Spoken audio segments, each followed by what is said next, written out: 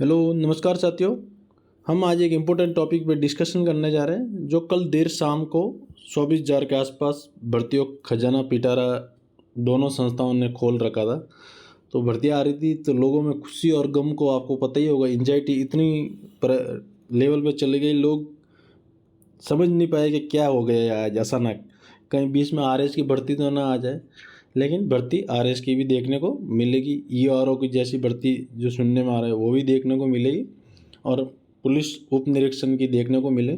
तो इतनी सारी भर्ती आने के बाद क्या होता है, दुविधा बहुत होती है। दुविधा मतलब अब कन्फ्यूजन बहुत रहता है, किसकी तैयारी करे किसकी ना करे, क्योंकि ये कैलेंडर होता है दिखने में तो ठीक लगता है लेकिन ये बहुत मुश्किल होता है, क्योंकि एक से दो ज़्यादा भर्तियों का अलावा फोकस नहीं कर सकते।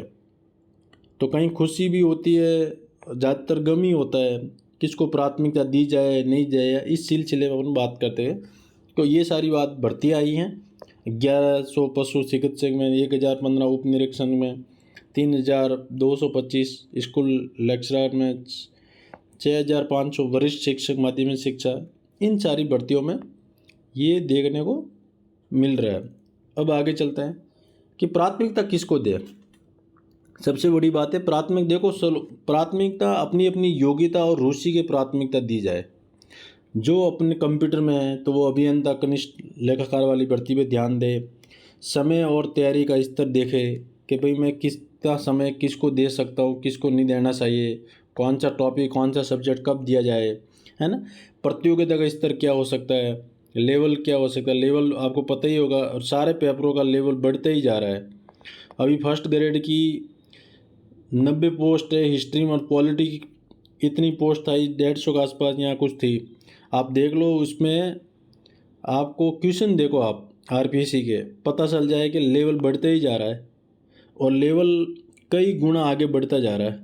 ठीक है, अपने कौशल और स्किल का उपयोग किया जाए, है ना। इस तरह ये प्राथमिकता किसको दे और किसको नहीं दे, ये योग्यता रुचि प्राथमिकता दो। समय और तैयारी का स्तर देखे, प्रतियोगिता का स्तर है, अपने कौशल और स्किल का उपयोग किया जाए।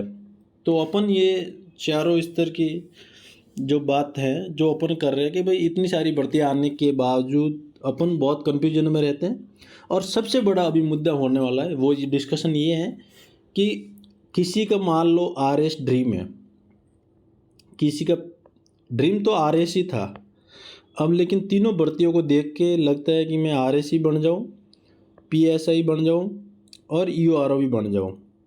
तो ये आसान नहीं है दोस्तों। इन तीनों की डेट, बाकी की डेट तो टकरा रही है, इन तीनों की डेट मान लीजिए कि फेब में अगर मान लो आरएस का प्री होता है, मार्च में मान लो पीएसआई होता है और ईओआरओ को आपने जून जुलाई या अगस्त तक जाएगा।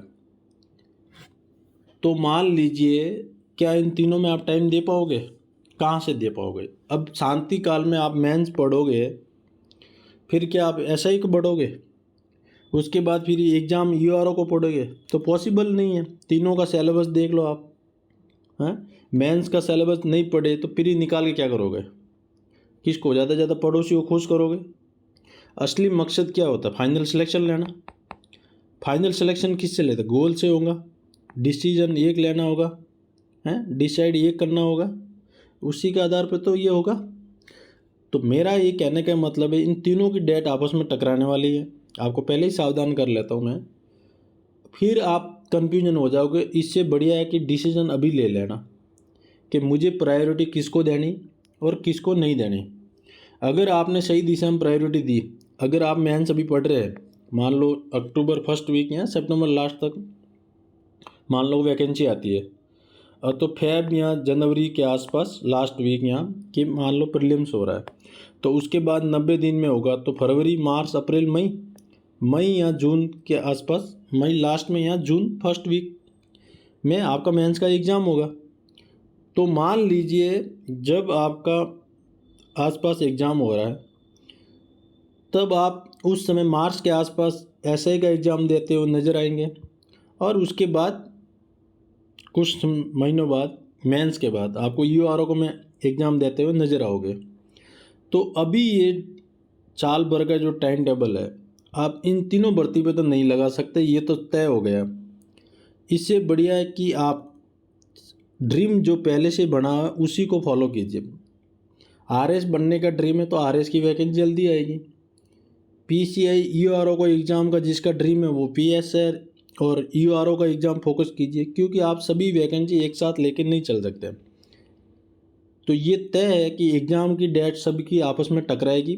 आपको डिसाइड अभी से करना पड़ेगा एक ही जगह पे, नहीं तो वैकेंसी आएगी चली जाएगी पता ही नहीं चलेगा दोस्तों। अब ये टाइम टेबल शेड्यूल होता है ना, वो 1 से 2 भर्तियों के लिए ही होता है।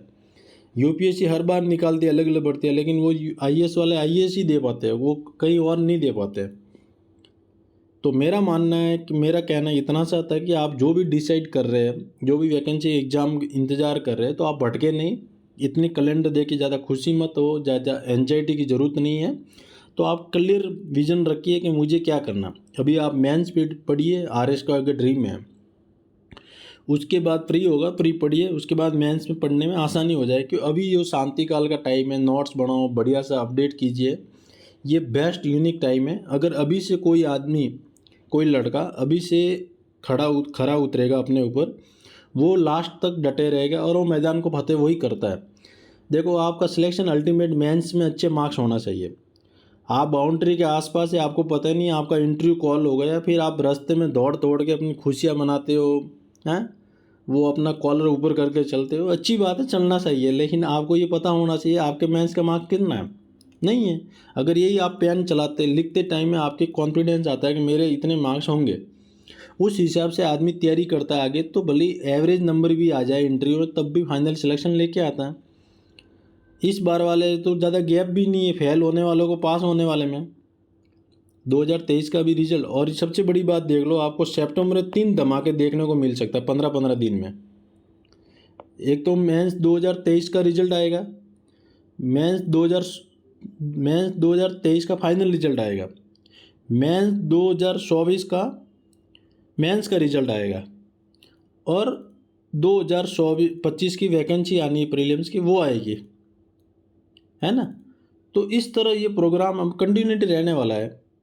या फर्स्ट वीक में मान के चलो अक्टूबर में, तो ये 1.5 महीने सितंबर अक्टूबर के फर्स्ट वीक में 3 धमाके होने वाले हैं यार। जैसे कल शाम को हुआ उसी तरह आगे भी धमाका ऐसा ही होने वाला है। तो आप डिसाइड कीजिए किसको प्रायोरिटी देनी। अभी से शांति काल में सोच समझ के निर्णय लेना कि ये जीवन का लाइफ का पार्ट होता है दोस्तों। अल्टीमेट आपकी रैंक आनी चाहिए, आपका सिलेक्शन अच्छे रैंक से होना चाहिए। अगर आप 900 में से पद है, मान लो 2023 की आपकी रैंक आ रही है 750 पे, क्या मिलेगा? कुछ नहीं मिलेगा दोस्तों।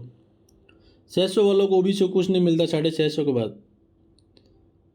तो ऐसी खुशी नहीं चाहिए अपन को। अच्छे से नोट्स बनाइए, अच्छे से प्रिपेयर कीजिए मटेरियल को, आप अच्छे मटेरियल उठाइए, ताकि अभी शांति काल में अच्छे से नोट्स बना के रखिए और बार बार पढ़िए। नोट्स बनाने का फ़ायदा यही है कि ज़्यादा टाइम रिवीजन हो सकता है। मेरा इतना सा ही कहना था कि आपको डेट टकराने को मिलेगी। आप फरवरी से लेकर जून जुलाई तक बहुत सारे एग्जाम में आपको डेट टकराने मिलेगी, फिर आपके पास कोई ऑप्शन नहीं रहेगा। अभी से आप डिसाइड कर लेना मुझे क्या बनना है, फिर बाद में भटकोगे तो सभी की नौकरी हाथ से चली जाएगी। इसीलिए एक पे फोकस करना। मिलते हैं नेक्स्ट टाइम और कोई अच्छी न्यूज़, या फिर कल कोई एडिटोरियल आएगा। एडिटोरियल काफ़ी दिनों से कोई ढंग के आ नहीं रहे, क्यों टॉपिक वाई हो ना तब चलते हैं। ऐसे तो एडिटोरियल बहुत आता है, लेकिन अपना अल्टीमेट मैंने बहुत सारा डिस्कशन करवा चुके हैं। अब दोबारा कई बार लगता है कि यार दोबारा इस पर नहीं करना चाहिए, है ना। अब जैसे संयुक्त राष्ट्र पे आया, मैंने कई बार डिस्कशन किया, आज वापस आया, तो आपको रिवीजन नहीं करना चाहिए वो, है ना। मिलते हैं अपन जल्दी।